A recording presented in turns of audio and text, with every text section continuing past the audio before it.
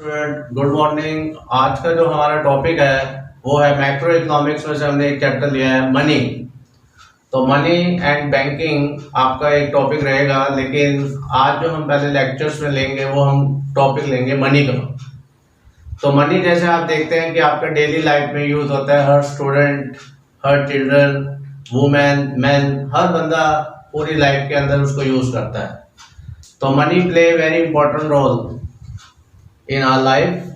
तो मनी क्या होता है, सबसे पहली बात तो हमें यही जानना चाहिए कि व्हाट इज मनी और मनी के फीचर्स क्या है। मनी क्या है और उसके फीचर्स क्या है। मनी इज एनीथिंग, मनी कुछ भी हो सकता है जो जनरली एक्सेप्टेड होता है। Money is anything which is generally accepted as a medium of exchange. Money basically जब इसका इन्वेंशन हुआ था तो मनी का एक ही मेन पॉइंट था, बार्टर सिस्टम को खत्म करने के लिए। बार्टर सिस्टम क्या होता था, जिसमें कि डायरेक्ट एक्सचेंज होता था गुड्स एंड सर्विसेज का। 3 गाय दे दी और 1 बफेलो ले ली, तो वो वीट दे दिया उसकी जगह राइस ले लिया, राइस दे दिया उसकी जगह क्लॉथ्स ले लिए, क्लॉथ्स दे दिया उसकी जगह शूज ले लिए। इसको हम बार्टर सिस्टम कहते थे। बट बार्टर सिस्टम में कोई भी आपका एक सिस्टमेटिक मेजरमेंट नहीं था। तो जब मनी का इन्वेंशन हुआ तो उसमें बार्टर सिस्टम की जितनी भी लिमिटेशन थी, अभी हम आगे लेक्चर्स में लेंगे कि बार्टर सिस्टम क्या होता है। तो मनी के इन्वेंशन से पहले बार्टर सिस्टम हुआ करता था। बार्टर सिस्टम में बहुत सारी प्रॉब्लम हुआ करती थी, जैसे कि मीडियम ऑफ एक्सचेंज में प्रॉब्लम आती थी। तो मनी की डेफिनेशन क्या है, money is anything which is generally acceptance, जो जनरली एक्सेप्टेड होती है। आप किसी को 10 का नोट देते हो, वो रख लेता है, उसको कोई एजिटेशन नहीं होता, वो डिनाई नहीं करता, वो 10 का नोट लेकर अपनी अलमारी में रख लेता है, अपने गले में रख लेता है, अपने संदूक में रख लेता है, अपने बॉक्स में। आप उसको 100 का नोट देते हैं, 50 रुपए का आप प्रोडक्ट लेते हैं, तो वो 100 रुपए आप उसको देते हैं, 100 रुपीज, तो वो 100 रुपीज अपने बॉक्स में रख लेता है और आपको 50 रुपीज वापिस कर देता है। तो इसमें कोई प्रॉब्लम ही नहीं होती है। तो money is anything which is generally accepted which is use for medium of exchange. Medium of exchange को उसने इजी कर दिया। मीडियम ऑफ एक्सचेंज के साथ साथ मेजरमेंट ऑफ वैल्यू भी बहुत इजी हो गया। तो सबसे पहले स्टूडेंट हमें ये माइंड में आना चाहिए कि जो बार्टर सिस्टम में जो डीमेरिट थे, इसलिए मैं मनी के बारे में बार बार बोल रहा हूं। तो money is anything which is generally accepted for measurement of value, store of value and standard of deferred payment, जिसमें ये 3-4 फीचर्स आ जाते हैं, जो ये फंक्शंस हो जाते हैं। जैसे कि मीडियम ऑफ एक्सचेंज आ रहा है, मेजरमेंट ऑफ वैल्यू आ रही है। तो ओल्ड टाइम में बहुत प्रॉब्लम होती थी कि हम किसी चीज का वैल्यूएशन नहीं कर पाते थे, उसको वैल्यूएशन करने के लिए अलग अलग यूनिट्स होते थे। आज के टाइम में हर चीज का एक यूनिट है। वो नॉर्मली यूनिट मनी है कि 1 लीटर मिल्क कितने में आता है, 1 मीटर क्लॉथ कितने का आता है। तो उसका हर एक का जो आंसर है वो है मनी। तो मनी एक यूनिट ऑफ अकाउंट का काम करता है कि आज के टाइम में everything is measured in the form of money. तो मनी इज जनरली एक्सेप्टेड होता है। सबसे पहली बात है, money is anything which is generally accepted as medium of exchange, measurement of value, store of value. तो स्टोर ऑफ वैल्यू में क्या होता है कि हम किसी भी चीज को स्टोर बहुत जल्दी कर सकते हैं मनी की फॉर्म में। हम अलमीरा में एक छोटे से बॉक्स में लाखों रुपए हम स्टोर कर सकते हैं। बट पुराने टाइम में, इन ओल्ड टाइम्स, हम जो अपना पैसा होता था वो वीट में स्टोर करके रखते थे, राइस में स्टोर करके रखते थे। यानी कि फ्रूट, वेजिटेबल्स, क्रॉस ग्रेन, इन चीजों में हम अपना पैसा स्टोर करके रखते थे। जैसे वीट में हमने इकट्ठा करके रख लेते थे, लेकिन वीट खराब भी हो सकता था। तो स्टोर ऑफ वैल्यू को बहुत ही आसान कर दिया। And standard of deferred payment. Deferred payment का मतलब होता है जो फ्यूचर में पेमेंट होते हैं, लाइक लोन। अगर आप किसी से 2 लाख रुपए ले लेते हैं तो फ्यूचर में ही पे करेंगे आप। तो लोन की जो पेमेंट होती है उसको हम कह सकते हैं स्टैंडर्ड ऑफ डेफर्ड पेमेंट। यानी कि आप किसी भी चीज को, अगर आज आप किसी से 1 लाख रुपए ले रहे हैं, 100 रुपीज के नोट्स में ले रहे हैं, तो आप रिटर्न कर सकते हैं 500, 1000 और 2000 के नोट्स में भी वापस कर सकते हैं। तो ओवरऑल आपका ये हुआ कि money is anything which is generally accepted, जो कोई भी व्यक्ति मना नहीं कर पाता उसको जनरली एक्सेप्टेड कहते हैं as a medium of exchange.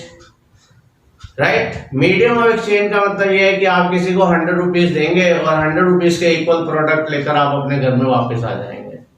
Measurement of value, सबसे पहले अगर हम कोई पेन खरीदते हैं तो पेन अगर आपका 50 रुपीज का है तो हम सबसे पहले उससे पूछते हैं भाई ये पेन की कॉस्ट क्या है, वो कहते हैं 50 रुपीज, तो हम उसको 50 रुपीज देते हैं और पेन लेकर आ जाते हैं। तो इसमें मेजरमेंट ऑफ वैल्यू भी हो गया और मीडियम ऑफ एक्सचेंज भी हो गया। Store of value and standard of deferred payment, जिसमें ये सारी बातें आती हैं, उसको हम मनी कहते हैं। तो नेक्स्ट टॉपिक हमारा निकल कर आता है कि मनी के फीचर्स क्या है, what are the features of money. तो मनी के जो मेन हमारे सामने फीचर्स आते हैं वो दो हैं, एक तो लिक्विडिटी एंड एक्सेप्टेबिलिटी। मनी को कोई भी इजीली एक्सेप्ट कर लेता है। बार्टर सिस्टम में ये प्रॉब्लम होती थी, डबल कोइंसिडेंस की प्रॉब्लम होती थी, लैक ऑफ एक्सेप्टेंस था, लैक ऑफ कॉमन मेजरमेंट था, ये सारी प्रॉब्लम आती थी बार्टर सिस्टम में। लेकिन मनी में सबसे जो पहला फीचर है वो आपका है लिक्विडिटी। आपकी जेब में 100 रुपीज का नोट है, 1000 का है, 2000 का है, 500 का है, 200 का है। आप मार्केट में जाते हैं, 50 रुपीज का प्रोडक्ट लिया, 200 रुपीज का नोट निकाल के दिया, बाकी 150 वापस ले आए। तो मनी में सबसे ज्यादा लिक्विडिटी होती है। लिक्विडिटी का मतलब ये है कि जिसको वो खुद ही अपने आप में कैश की फॉर्म में होती है, उसको दूसरी फॉर्म में कन्वर्ट करने की जरूरत नहीं है। सेकंड फीचर है एक्सेप्टेबिलिटी। जब हम किसी को 10 रुपीज, 20 रुपीज, 2000, 1000 जो भी हम उसको एक करेंसी देते हैं तो वो नॉर्मली उसको डिनाई नहीं करता है। ठीक है स्टूडेंट, तो अब हम इसको देख लेते हैं। चैप्टर है हमारा money, meaning of money. Money is anything which is generally accepted. तो आपका फीचर निकल कर आता है generally accepted as a medium of exchange, measurement of value, store of value and means for standard of deferred payment. Deferred का मतलब होता है फ्यूचर की जो पेमेंट होती है, जैसे कि लोन। अगर आज आप किसी से 2 लाख रुपए ले लेते हैं तो आप इजीली फ्यूचर में भी उसको आप 2 लाख रुपए वापस करेंगे तो उसको प्रॉब्लम नहीं होगी। फीचर्स ऑफ मनी, सबसे पहले पॉइंट है liquidity. Money in the form of cash as an asset is the most liquid in nature in a way that it can be exchange with goods and services without involving any additional cost. इसको कुछ दिक्कत नहीं आती है। अगर आप कोई product खरीदने जाते हैं और आप उसको ये कहते हैं कि मुझे ये 5000 रुपीज का प्रोडक्ट दे दो और मेरे से शेयर्स ले लो या डिवेंचर्स ले लो या बॉन्ड्स ले लो, तो सामने वाला वो शेयर्स और डिवेंचर्स को लेने के लिए वो कोई जरूरी नहीं है कि वो उनको ले ले, वो उनको मना भी कर सकता है। बट मनी जो है, जिसको हम नॉर्मली लीगल टेंडर मनी कहते हैं, जिसको गवर्नमेंट आरबीआई इशू करता है, जैसे 10 रुपीज का नोट, 100 रुपीज का, उसको कोई लेने से मना नहीं कर सकता। Acceptability, general acceptability is the most essential feature of money. People should not deny money at their own free will. तो अभी अभी जैसे मैंने बताया कि इसको कोई भी मना नहीं कर सकता है।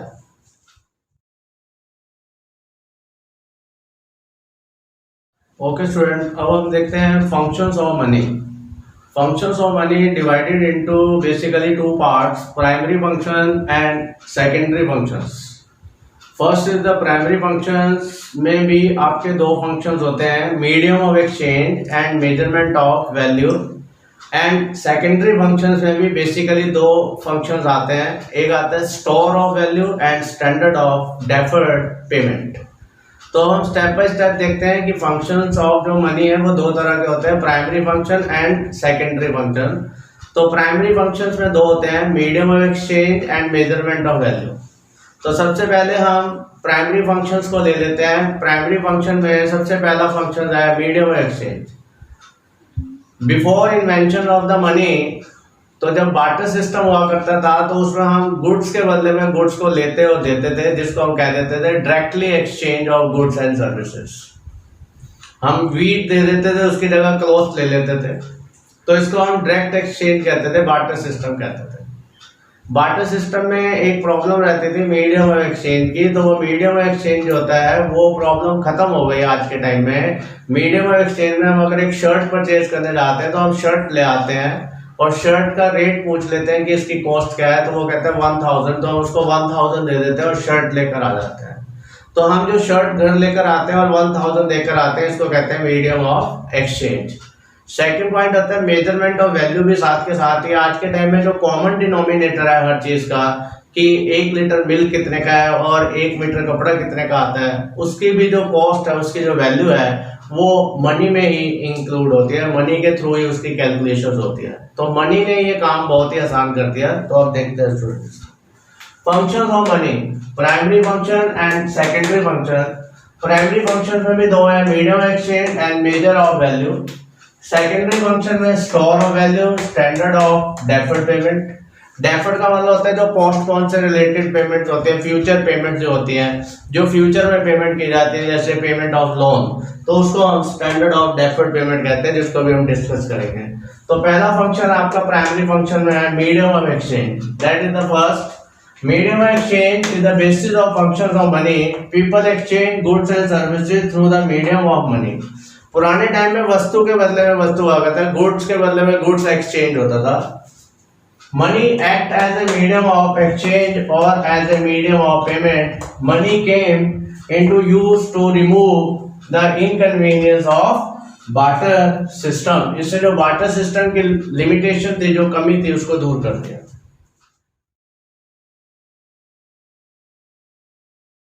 Second function is the major of value और यूनिट ऑफ ए अकाउंट। जैसे मैंने आपको पहले बता दिया कि आज के टाइम में हर चीज का एक कॉमन डिनोमिनेटर है, यूनिट ऑफ अकाउंट है, वो है मनी। एक मोबाइल फोन कितने का आता है? 20,000 का। 1 लीटर मिल्क कितने का है? 50 रुपीज का। और शुगर की 1 किलोग्राम जो शुगर है उसका रेट क्या है? वो मान लीजिए 60 रुपीज है। तो इसका मतलब हर चीज का जो कॉमन डिनोमिनेटर है वो आज के टाइम में मनी है, और मनी ने आपकी हर चीज को इजी कर दिया है। The unit of account function means the money unit is treated as the standard unit for quoting price. Standard unit for quoting price यानी कि 1 मीटर कपड़ा कितने का है, and for borrowing and lending activities. The monetary unit is that unit in terms of which value of all and good services और measures, जिसमें हर चीज के गुड्स और सर्विसेज का आपका मेजरमेंट होता है। अगर आप सर्विसेज लेने जाते हैं, फॉर एग्जांपल आप एक कोचिंग ज्वाइन करने जा रहे हैं, तो आप पूछते हैं कि सर आपकी फीस कितनी है, तो वो भी आपका मनी में वैल्यूएशन हो रहा है कि वो 7,000 है या 10,000 है या 5,000 है। तो हर चीज का मेजरमेंट मनी में हो रहा है। The value is expressed as a price. The money serve as a common unit of account. तो हर चीज का जो मेजरमेंट है वो मनी में है, और measure of value, this make it easy to measure the exchange the value of each and every commodities. और मनी ने हर काम को इजी बना दिया। पुराने टाइम में बार्टर सिस्टम हुआ करता था, तो बार्टर सिस्टम में ये प्रॉब्लम आती थी, वहां पे लैक ऑफ कॉमन मेजरमेंट था, हर चीज का मेजरमेंट वहां अलग अलग हुआ करता था। Money as a store of value, it means money can be stored as an asset for use in future. आप मनी को इजीली 4 लाख, 5 लाख, 10 लाख रुपए को आप एक अलमीरा में, एक बॉक्स में रख सकते हैं, लेकिन आप 10 लाख रुपीस का व्हीट और राइस जो है वो आप एक अलमीरा में स्टोर नहीं कर सकते। तो 10 लाख रुपीस आपके अलमीरा में आ सकते हैं, लेकिन 10 लाख रुपीस का जो व्हीट है या जो राइस है वो आप अलमीरा में स्टोर नहीं कर सकते हैं। तो मनी ने ये काम बहुत ही आसान कर दिया। It serve as a store of value of goods in the liquid form। और मनी को जब चाहे आप अपनी अलमीरा में से निकालें और खर्च कर सकते हैं, क्योंकि वो सबसे ज्यादा लिक्विड फॉर्म में होती है। By spending it, we can get any commodities in future. Money is the best form of store of value. Wheat or any other product, अगर वो wheat और rice होगा तो उसको आप स्टोर नहीं कर सकते हैं, can not be stored for a long period, क्योंकि वो बड़ा बड़ा खराब भी हो सकता है।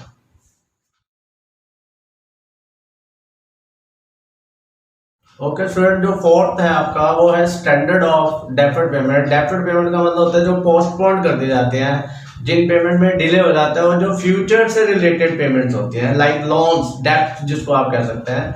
अगर आप किसी को लोन देते हैं, 2 लाख रुपए का लोन देते हैं, तो वो आपको 6 महीने के बाद पैसा आपका वापस करेगा, साल के बाद आपको दोगा या 2 साल के बाद देगा।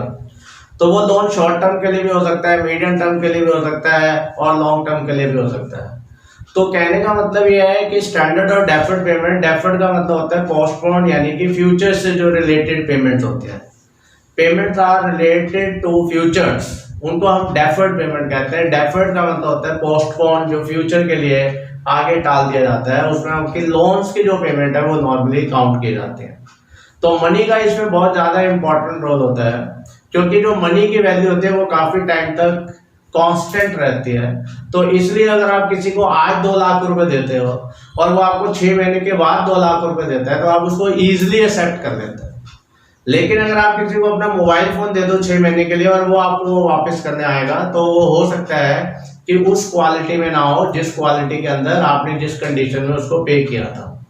अगर आप किसी को वीट दे देते हैं 2 लाख रुपए का, और अगर वो आपको वीट वापस करने आता है 6 महीने के बाद, तो हो सकता है कि वो जो आपको वीट वापस कर रहा है उसकी जो क्वालिटी है या तो हाई हो सकती है या लो हो सकती है, और आपको लेने देने में ऑब्जेक्शन हो जाएगा।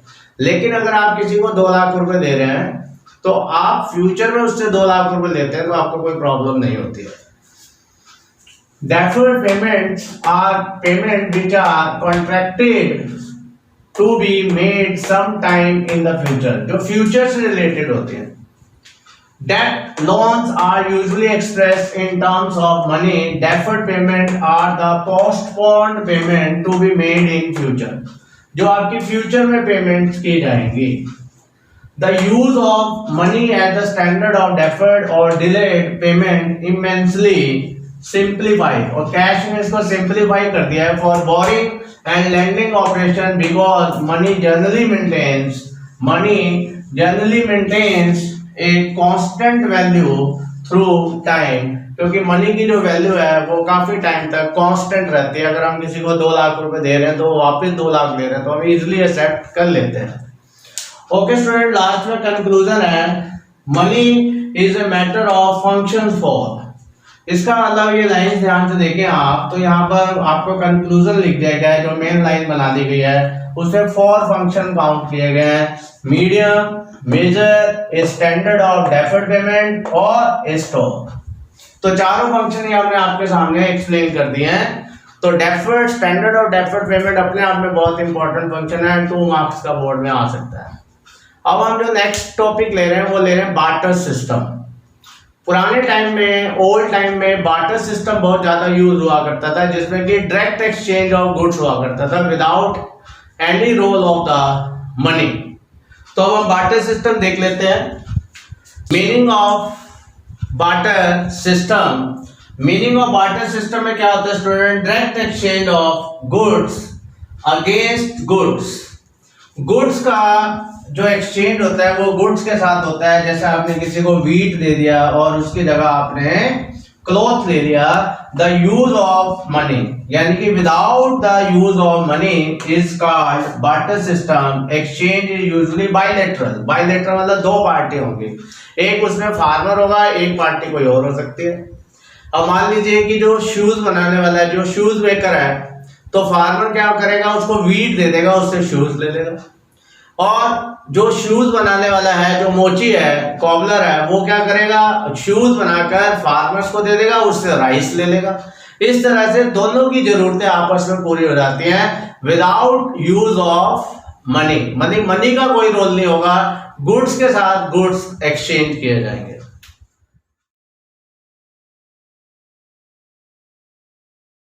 ओके स्टूडेंट, अब हम जो बार्टर एक्सचेंज हमने पढ़ लिया कि बार्टर सिस्टम में जो होता है वो डायरेक्ट एक्सचेंज होता है गुड्स के साथ गुड्स का। तो हम इसको C&C इकोनॉमी भी कह सकते हैं। C का मतलब कमोडिटी और दूसरे C का मतलब भी कमोडिटी, यानी कि कमोडिटी और कमोडिटीज के लिए जो एक्सचेंज होता है उसको C&C इकोनॉमी भी आप कह सकते हैं। An economy based on barter exchange is called C economy, that is commodity for commodity. तो first C mean commodities and second C mean commodities exchange economy, जिसमें वस्तु के बदले में वस्तु को बदला जाता है, गुड्स के बदले में गुड्स को बदला जाता है। In such an economy, a person give his surplus goods to get in return the goods he needs.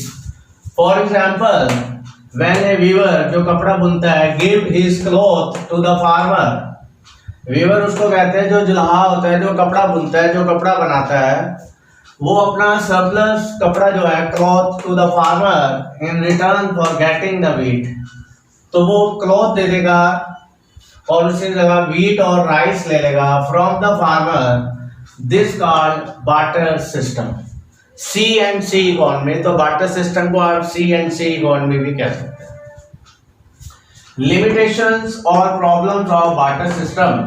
Barter exchange की लिमिटेशन क्या थी? सबसे पहली लिमिटेशन थी lack of double coincidence of wants, कि जब बायर और सेलर की जो वांट्स हैं वो एक जैसी हो, जैसे खरीदने वाला जो लेना चाहता है वही बेचने वाला भी चाहता है, तो जब दोनों की वांट्स एक जैसी होंगी तो फिर उसको डबल कोइंसिडेंस कहते हैं। लेकिन बार्टर सिस्टम में लैक ऑफ डबल कोइंसिडेंस की बड़ी प्रॉब्लम होती थी।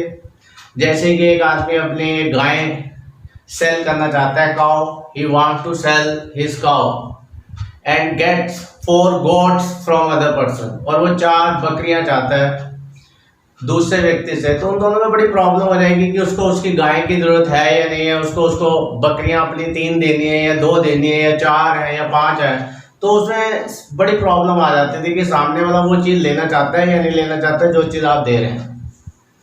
Lack of double coincidence. Double coincidence of wants mean the situation when X मैंने पर्सन का नेम ले लिया है, has what y want to be buy and y has what x wants to be buy, क्या दोनों की similarity हैं? Simultaneous fulfillment of mutual wants by buyers and sellers is known as double coincidence. In barter system there is a lack of double coincidence of wants.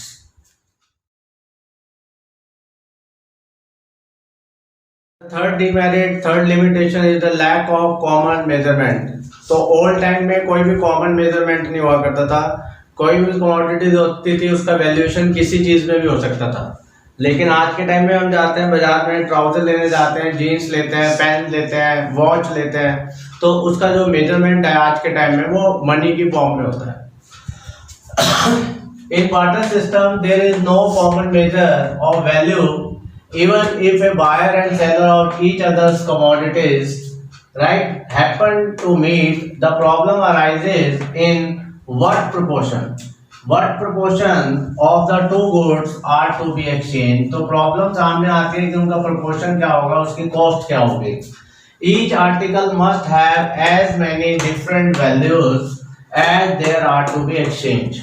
अगर हम अपना wheat rice के साथ exchange करना चाहते हैं तो वीट के बदले में कितना राइस मिलेगा, और अगर हम किसी को वीट देते हैं और उसकी जगह हमें शूज कितने मिलेंगे, अगर हम किसी को अपना वीट देते हैं तो उसकी जगह हमें कुछ कपड़ा कितना मिलेगा, तो उसका वैल्यूएशन अलग अलग होता था।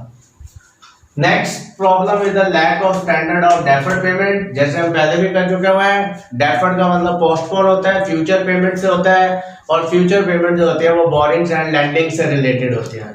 तो अगर हम आज किसी को 2 लाख रुपीस दे रहे हैं तो 1 साल के बाद अगर हम हमें वो 2 लाख रुपए वापस करते हैं तो हमें कोई प्रॉब्लम नहीं होती है।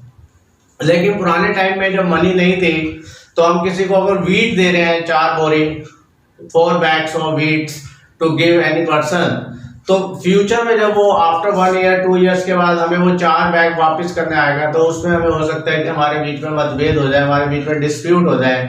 हो सकता है कि वो जो वो रिटर्न करने आ रहा है उसकी क्वालिटी वैसी नहीं है जैसे हमने उसको वीट की क्वालिटी दी थी, तो दोनों के बीच में डिस्प्यूट हो सकते हैं, डिसएग्रीमेंट हो सकते हैं। लेकिन मनी के मामले में ऐसी कोई प्रॉब्लम नहीं होती है। There is a problem of borrowing and lending. तो डेफर्ड पेमेंट जो है वो बोरिंग और लैंडिंग से रिलेटेड होती है क्योंकि ये फ्यूचर की पेमेंट्स होती हैं। It is difficult to engage in contract which involve future payment due to lack of any satisfactory unit. तो कुछ कह नहीं सकते थे पहले से। As a result future payment are to be stated in the terms of specific goods और services. इसलिए हमें पहले से ही डिसाइड करना पड़ता था कि आप फ्यूचर में हमें इतना देंगे, इतनी सर्विसेज देंगे, इतने हमें आप गुड्स देंगे। But there could be a disagreement, लेकिन इसके ऊपर भी डिसएग्रीमेंट हो सकता था about the quality of the goods. जो वीट आपने उसको दिया था हो सकता है कि जब वो आपको वीट रिटर्न करने आ रहा है उसकी क्वालिटी वैसी नहीं है जैसे आपने हाई क्वालिटी का गुड्स दिया था। And specific types of goods are change in the value. और हो सकता है कि जो आपने शर्त रखी थी स्पेसिफिक टाइप ऑफ गुड्स और वो गुड्स वैसा ना हो and change in the value of good, तो यहाँ पे डिसएग्रीमेंट होता है।